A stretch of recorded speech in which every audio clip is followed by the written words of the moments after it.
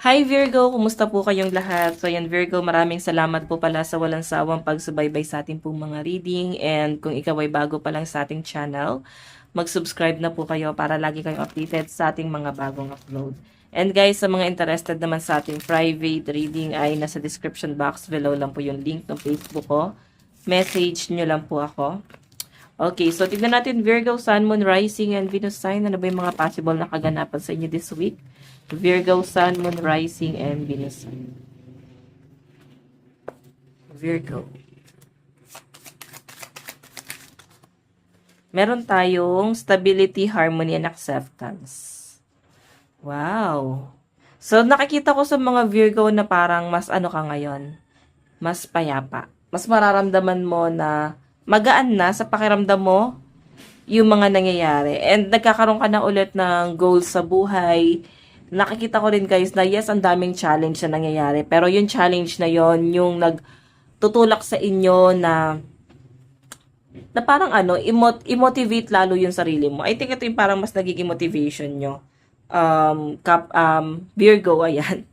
So, Virgo, may mga energy rito na siguro mas kailangan mo siguro ng guidance or at least advice kasi umaano kay parang lumalaban ka mag-isa. Um, Siguro okay din 'yon nang hindi mo sinasabi sa ibang tao yung mga plano mo. Pero parang ang hirap, medyo ano kay parang solitude. Mas gusto mo yung private, nag-iisa, mas payapa, may sarili kang mga plano. Normal naman yon, okay? Nakikita ko ang daming challenge na nangyayari sa inyo, pero ito yung nagiging dahilan kung bakit motivated ka na gawin to. And the rest, medyo trigger ka. Oo, trigger ka kasi gusto mo makaalis dun sa sitwasyon na meron ka eh. By the way, check pa natin. Check pa natin.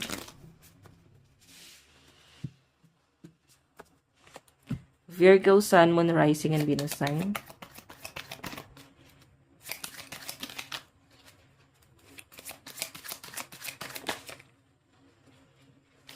Okay, so ayan, indulgement. Actually, ayan no, maraming tao ang gustong tumulong sa inyo para makuha mo yung goal mo sa buhay. Pero may mga Virgo rito na parang ayaw nyo eh. Ayaw nyo ng tulong, ayaw nyo tumanggap ng tulong. Parang nandun ka sa point na parang ano, mas gusto mo ng ikaw lang sa sarili mo. So, isipin mo na lang, paano mo magagawa yan kung mag-isa ka? Medyo matigas yung loob mo ngayon. I think meron kang pinanghuhugutan kung bakit ganon. So, may nakikita rin ako dito, guys. Siguro may mga frustration kayo, Virgo, pagdating sa relationship. Like, sacrifice para sa inyo, no? Bakit siya naging sacrifice? Kasi, nandito ka na sa sitwasyon na puro goal na lang sa buhay mo yung iniisip mo. And, hindi mo na masyado nako-consider yung pagkakaroon siguro ng pamilya, yung magkaroon ka ng buong pamilya, naiitsapwera mo na yung love life mo kasi mas focus ka na sa mga goal mo sa buhay. Okay, so check pa natin.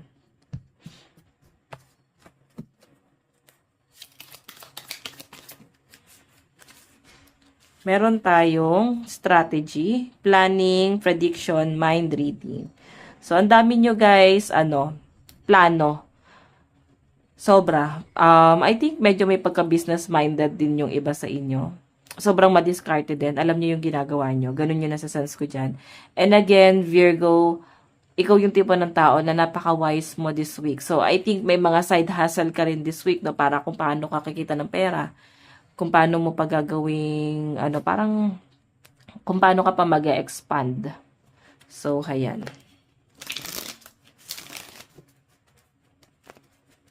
Check pa natin.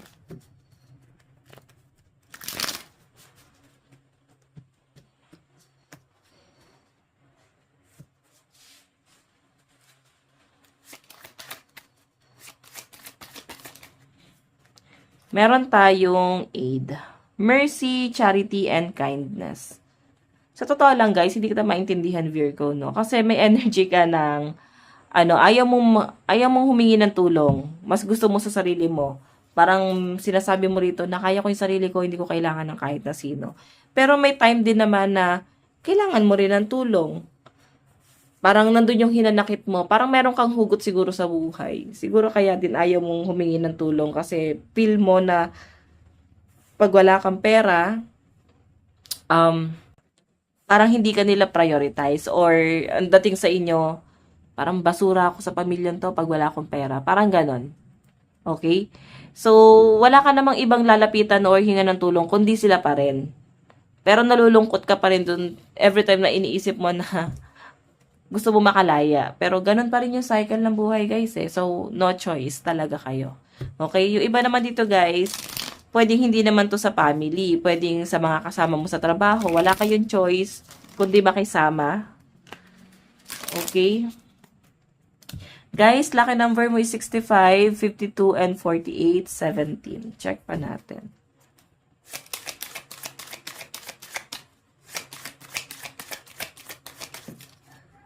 Meron tayong slowly but surely. So, yun. Huwag kayo guys masyado magmadali pagdating sa stability mo.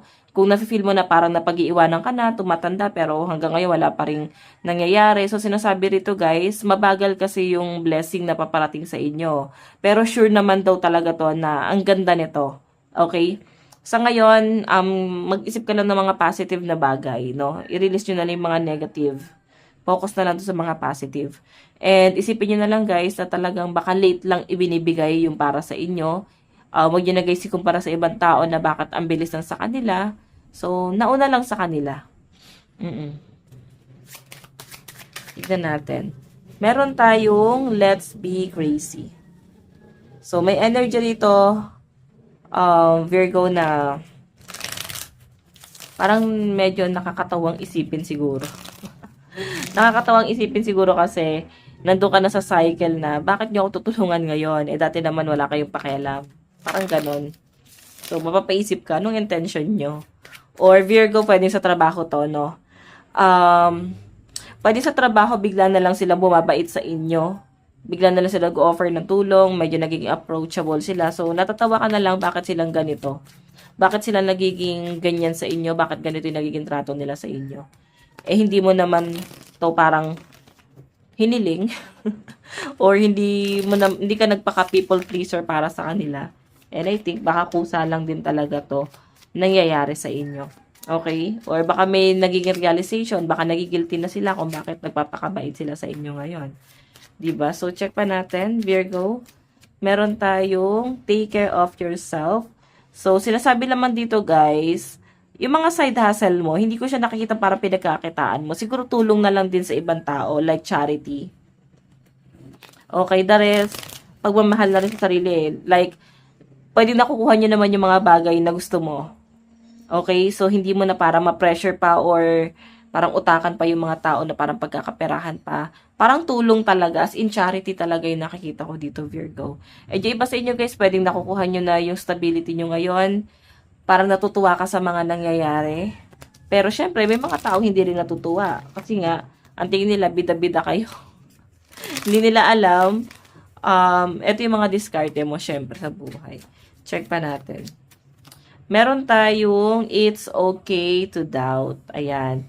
So, sinasabi lang dito, guys, yung mga taong nanakit ng damdamin mo, na parang willing magbigay ng tulong sa inyo, sinasabi dito na okay lang na mag-doubt ka sa taong yan. Okay? Okay lang natanggihan nyo sila kasi nga nakita mo na eh kung ano yung trato nila sa inyo before bago sila maging mabait-baitan ngayon. Okay? So, check pa natin. Lucky number mo ha, nakalimutan ko ba sabihin? 65, 52, 48, 17. So, this week, ayan, toxic pa rin guys pagdating sa relationship.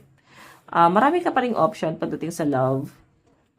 Okay, pero mas nakikita ko na kailangan mong i-prioritize yung mga blessing.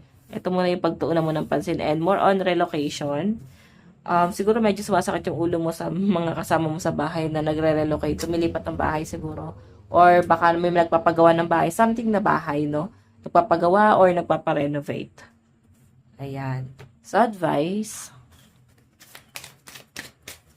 Meron tayong far away places. Get ready for a new horizon. So, yon. Pwede ikaw to, magre-relocate ka ba? Nilipat ka ba ng bahay? O pwede iniisip mo. Okay? Or iba sa inyo guys, pwede nag-iisip ka na magkaroon ng bagong trabaho. Pero parang plano pa lang siya, iniisip pa lang siya. So by the way guys, ito lang po ang inyong reading. Maraming salamat po. Bye-bye.